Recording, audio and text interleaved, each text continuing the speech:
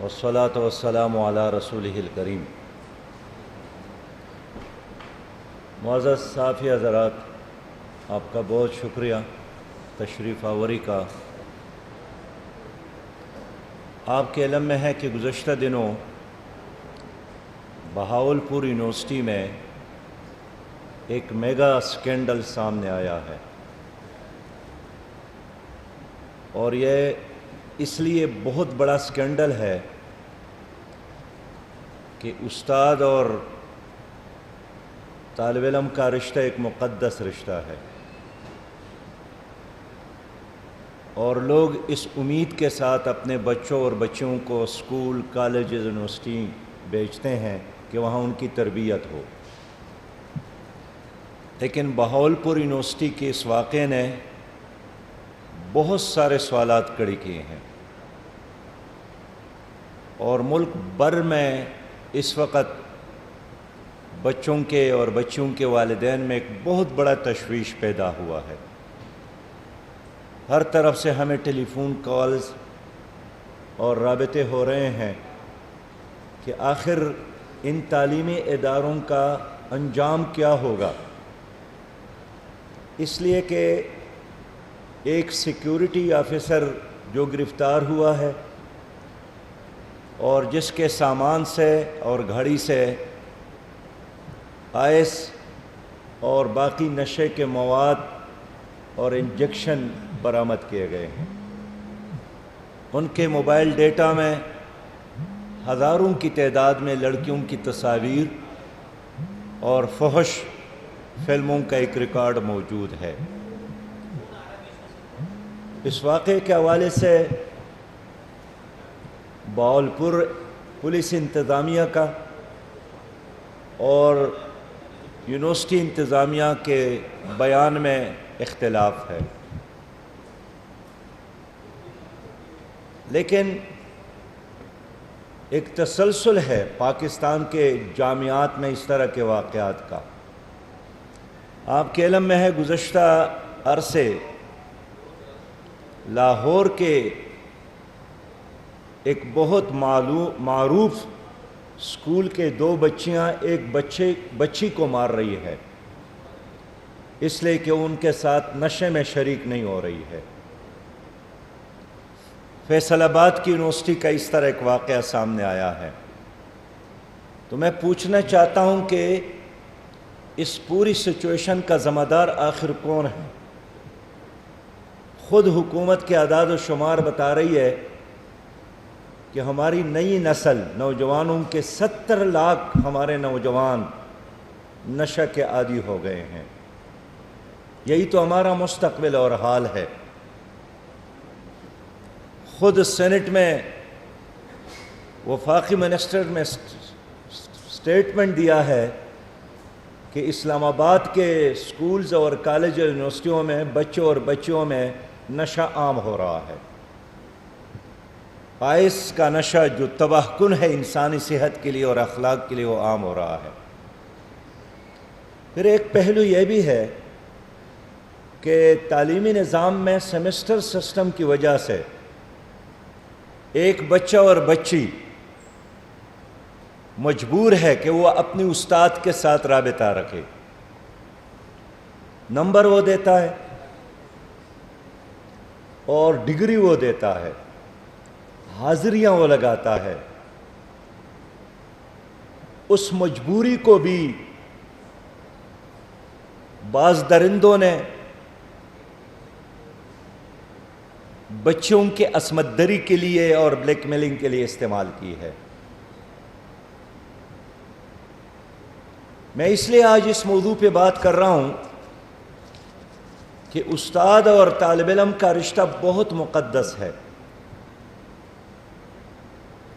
لیکن چند بیڑیوں نے اور درندوں نے اس مقدس رشتے کو بھی تار تار کیا ہے۔ خاص کر یونیورسٹیوں کے اور کالجز کے اور گرلز ہاسٹل کے انتظامیہ نے، جس کا کام ہماری بچیوں کی عصمت اور عزت کا تحفظ کرنا تھا، وہ خود اس دھندے میں انوالو ہو گئے ہیں، اور پورے ملک میں جو ڈرگ مافیا موجود ہے انہوں نے منشیات سپلائی کے لیے انہی سیکیورٹی کے اداروں کے ساتھ جو کالجز یونیورسٹیوں میں موجود ہے ان کے ذریعے منشیات ان تک پہنچانے کا دندہ شروع کیا ہے۔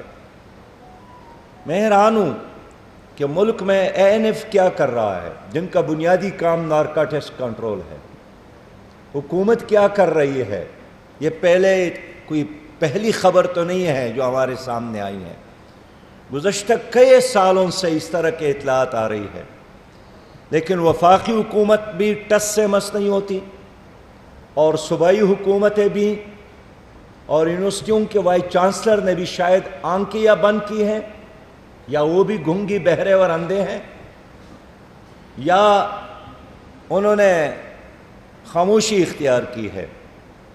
لیکن صحیح بات یہ ہے کہ اس وقت ہماری ان تعلیمی اداروں میں ایک آگ لگی ہے، ایک طرف مخلوط نظام تعلیم کی وجہ سے، غیر اسلامی رسوم کی وجہ سے، اور دوسرے طرف اس طرح مافیاز کی وجہ سے ایک اخلاقی بحران سے ہماری یہ نئی نسل اور تعلیمی ادارے دو چار ہو گئے ہیں۔ اور ان دنوں میں والدین کے دلوں میں ایک آگ لگی ہے کہ وہ تو اپنے بچوں کو صبح تعلیم کے لیے رخصت کرتی ہے، تعلیم کے لیے ان کو بیچتے ہیں، لیکن وہاں اگر وہ آئس کے شکار ہو جاتے ہیں، نشے کا انجیکشن لگانے پر مجبور کیا جاتا ہے، اور نمبرز اور حاضری اور ڈگری دینے کے نام پر اس کو بلیک میل کیا جاتا ہے، تو اس کا علاج آخر کیا ہے؟ یہ ایک منظم تباہی ہے، ایک بربادی ہے۔ ایک طرف طلبہ یونین نہ ہونے کی وجہ سے طلبہ سیاست ہی ختم ہو گئی ہے، اور دوسرے طرف اس سچویشن نے ہمارے والدین کو بالکل بے بس کیا ہے، اور خاص کر وہ تعلیمی ادارے جس میں ایلیٹ کلاس کے بچے اور بچیاں زیر تعلیم ہیں۔ تو میں پاکستان بھر کے والدین کے نمائندگی کرتے ہوئے حکومت سے مطالبہ کرتا ہوں کہ بہاولپور یونیورسٹی کے اس واقعے کو ایک ٹیسٹ کیس بنا کر ان کھالی بھیڑیوں کو عبرتناک سزا دی جائے، برسرعام سزا دی جائے، چوک اور چوراہوں میں ان کو سزا دی جائے، اوپن سزا دی جائے، اور اس کو ایک مثال بنایا جائے۔ جماعت اسلامی اس پر خاموش نہیں رہے گی، اور آج بھی بہت سارے لوگوں نے ہمارے ساتھ رابطہ کیا کہ اپنے بچوں کی تحفظ اور بچیوں کی تحفظ کی اس مہم میں ہم آپ کے ساتھ ہیں۔ میں حکومت کو خبردار کرتا ہوں کہ ہم اس پر بالکل خاموش نہیں رہیں گے، ہم اس پر ہر سطح تک جانے کے لیے تیار ہیں، اور محرم کے یہ جو مقدس دن ہے یہ گزر جائیں تو میں خود بہاولپور جا رہا ہوں 3 تاریخ کو، اور وہاں کے والدین کو بھی بلا رہا ہوں، عوام کو بھی بلا رہا ہوں، اور ہمارا ڈیمانڈ یہی ہے کہ ان لوگوں کو عبرتناک سزا دی جائے۔ اگر حکومت یہ نہیں کرتی تو پھر لوگوں کے ہاتھ ان کے گریبان تک بھی جائیں گے، ہر سطح تک جائیں گے۔ ایک محمد بن قاسم ایک بہن کی عزت کے خاطر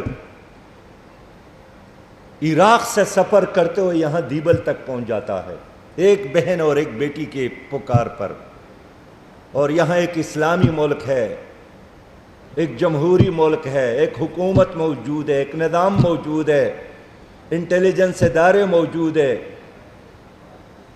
اینٹی نارکاٹک ایک پورا ڈپارٹمنٹ موجود ہے، لیکن اس سب کچھ کے ہوتے ہوئے ہمارے تعلیمی اداروں میں آگ لگی ہے، ایک طرف نشے کا اور دوسرے طرف بلیک میلنگ کا، عصمت دری کا۔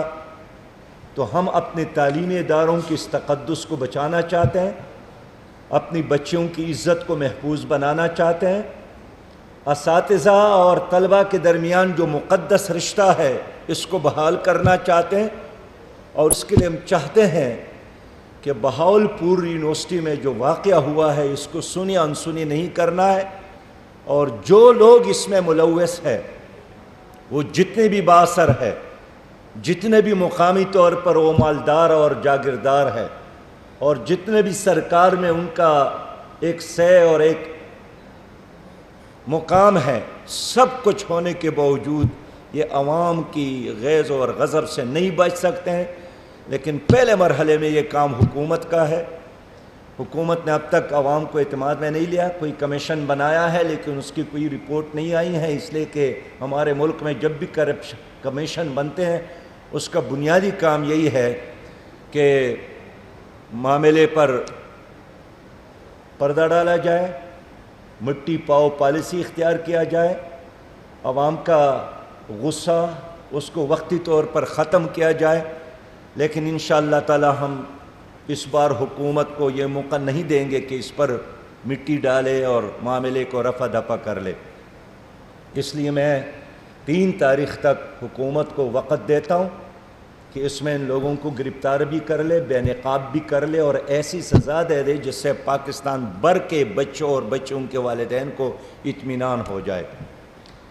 معزز صاحب حضرات، 15 مہینوں سے پی ڈی ایم کی حکومت قائم ہے، اور پاکستان کی تاریخ میں اس حکومت کے آنے کے بعد مہنگائی میں اور بے روزگاری میں اور بدامنی میں جو اضافہ ہوا ہے، ماضی میں اس کا کوئی مثال نہیں ملتا۔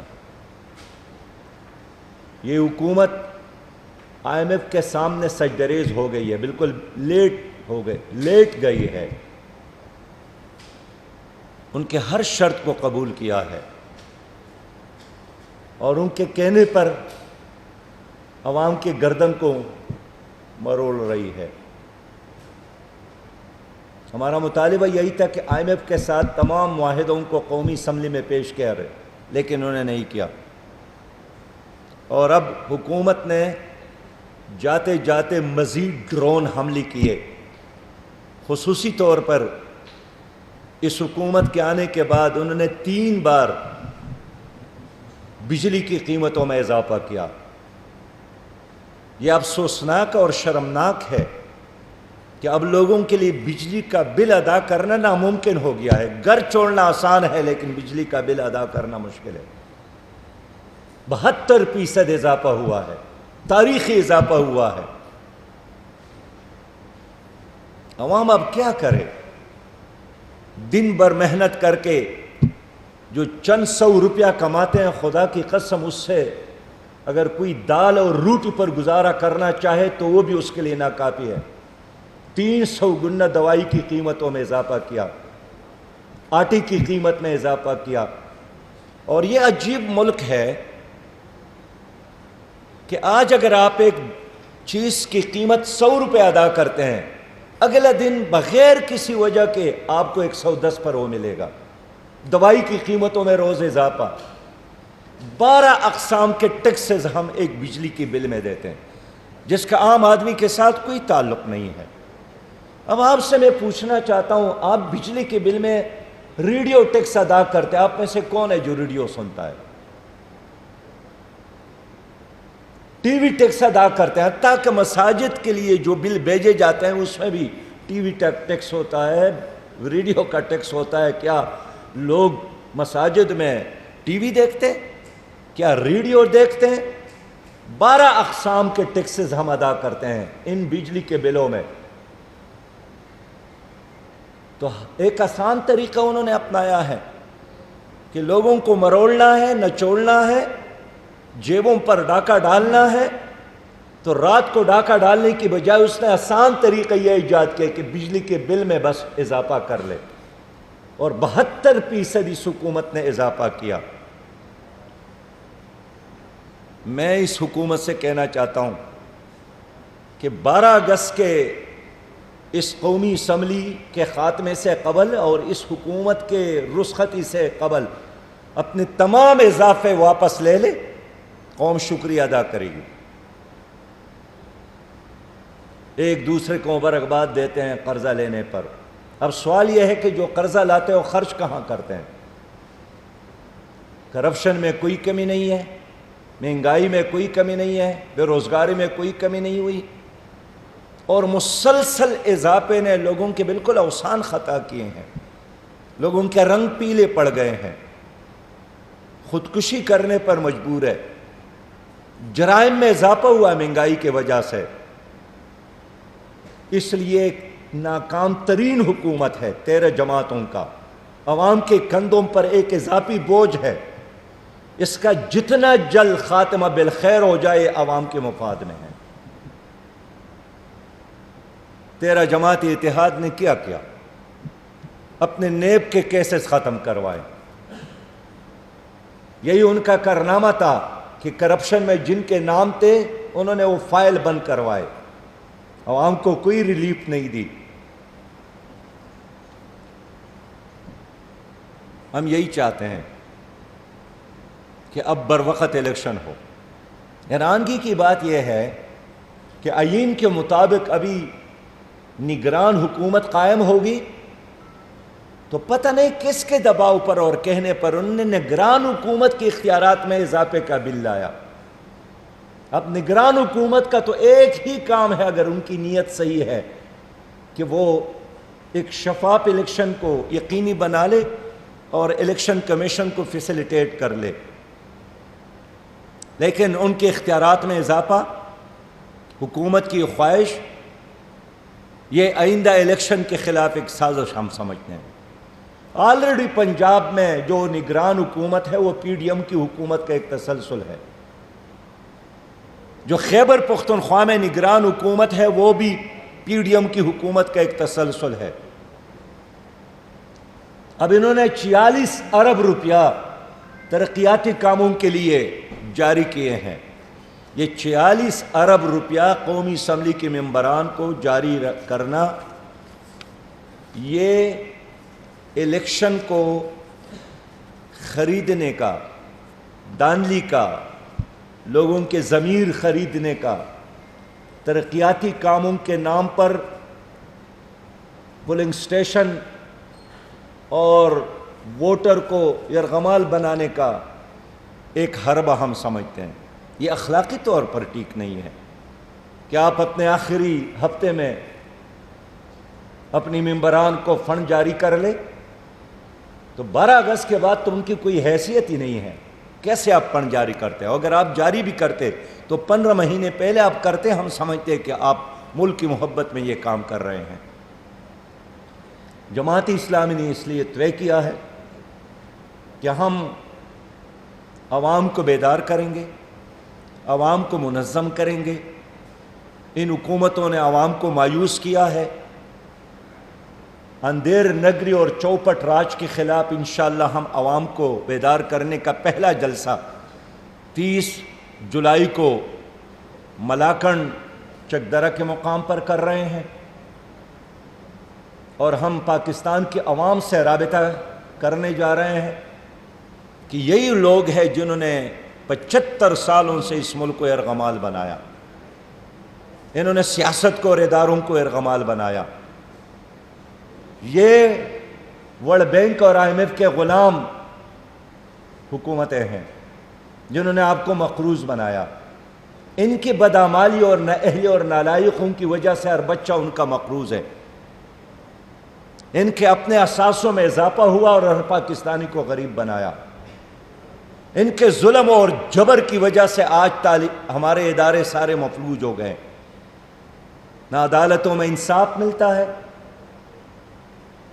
نہ علاج غریب کو ملتا ہے، نہ صاف پانی ملتا ہے، نہ باصلاحیت نوجوانوں کو روزگار ملتا ہے۔ ان کی وجہ سے آج خیبر پختونخوا اور بلوچستان میں زبردست بدامنی ہے، خودکش دھماکوں کا ایک سلسلہ دوبارہ شروع ہو گیا۔ لہذا اس حکومت کے ہوتے ہوئے عوام کے لیے کوئی خیر کی خبر نہیں ہے۔